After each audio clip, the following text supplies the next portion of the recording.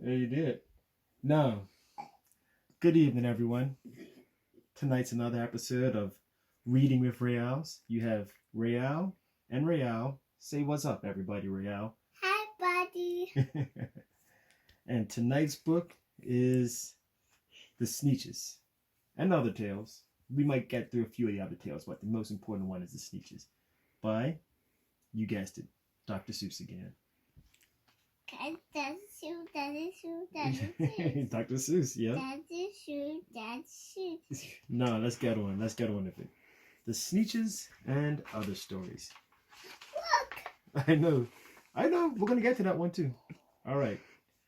Now, the star-belly Sneetches had bellies with stars. The plain-belly Sneetches had none upon theirs. Those stars weren't so big. They were really so small. You might think such a thing wouldn't matter at all.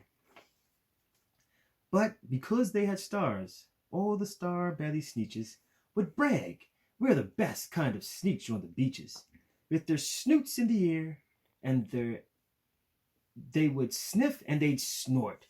"We'd have nothing to do with the plain-belly sort." And whenever they met some, when they were out walking, they'd saunter straight past him, without even talking. When the star-belly children went out to play ball, could a plain belly get in the game?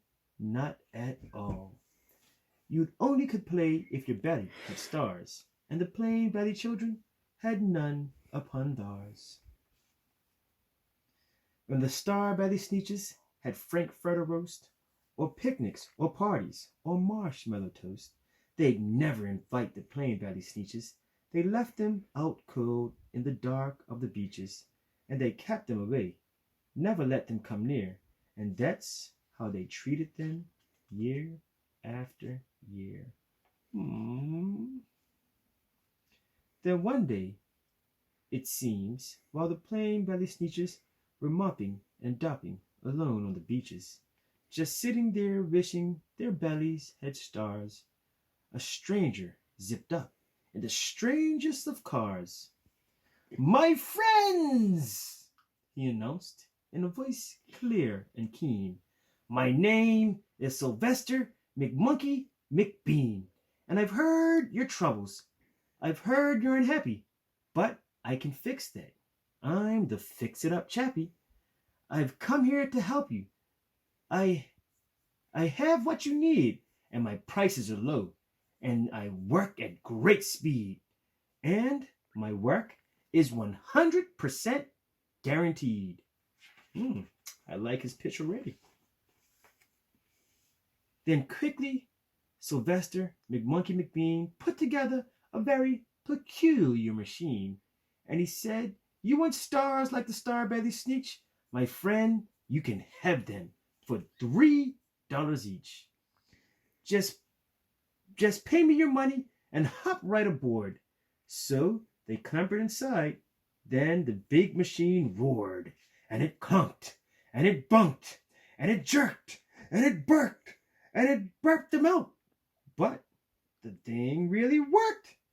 When the plain-belly Sneetches popped out, they had stars. They actually did. Yep.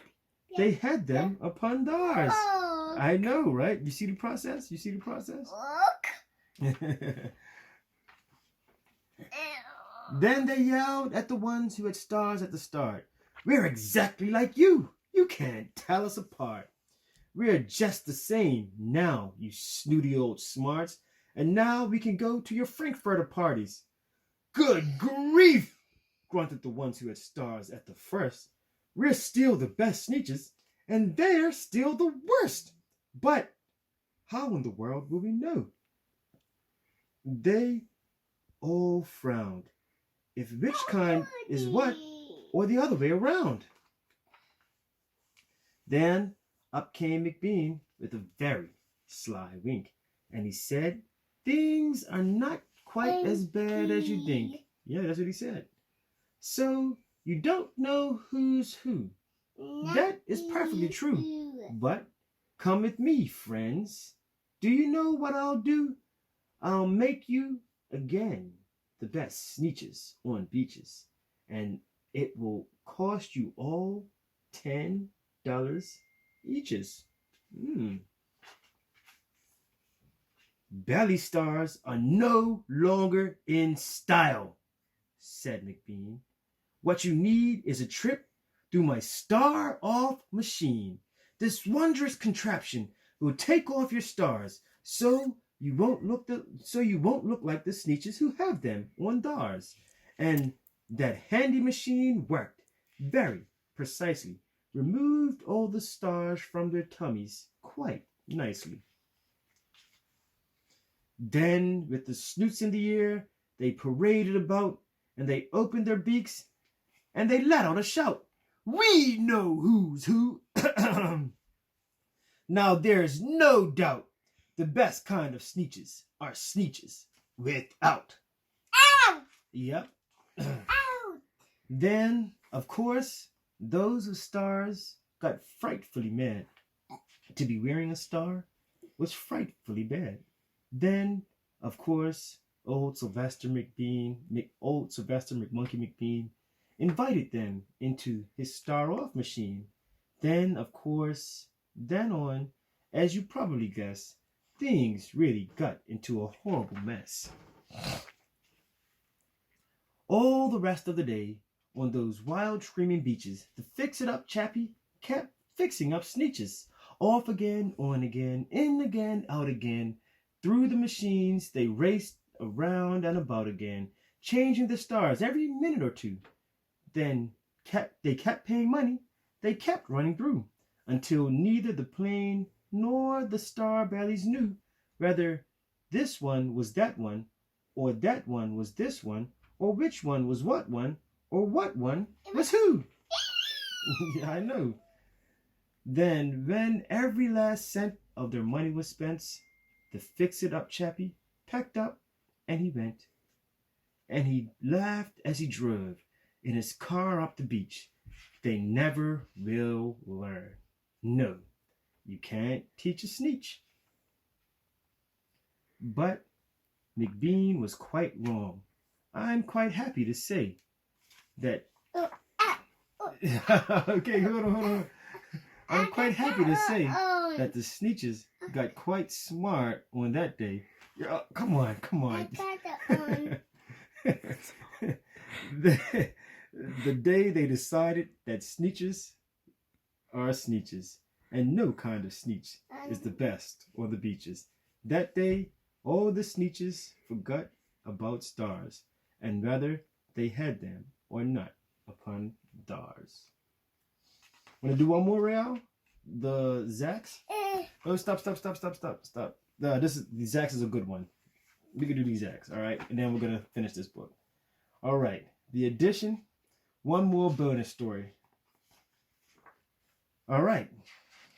This is another good story right here. One day, making treks in the prairie of Prex, came north-going Zax and south-going Zax. And it happened that both of them came to a place where they bumped. There they stood, foot to foot, face to face. Look here, now, the north-going Zax said. I say, you are blocking my path. You are right in my way. I am a north-going Zax. I always go north. Get out of my way now and let me go forth. Who's in whose way? Snapped the south-going Zax. I always go south, making south-going tracks. So, you're in my way. Yep. And I ask you to move and let me go south in my south-going groove. Then the north-going Zax, I know, right? He puffed up his chest with pride. I never, he said, take a step to one side, and I'll prove to you that I won't change my ways if I have to keep standing here 59 days. Oh, yeah. and I'll prove to you, yelled the south-going Zex, that I can stand here in the prairie of Prax for hold on. For 59 years. Okay, I guess you don't want to read that one. What? Goodbye, y'all.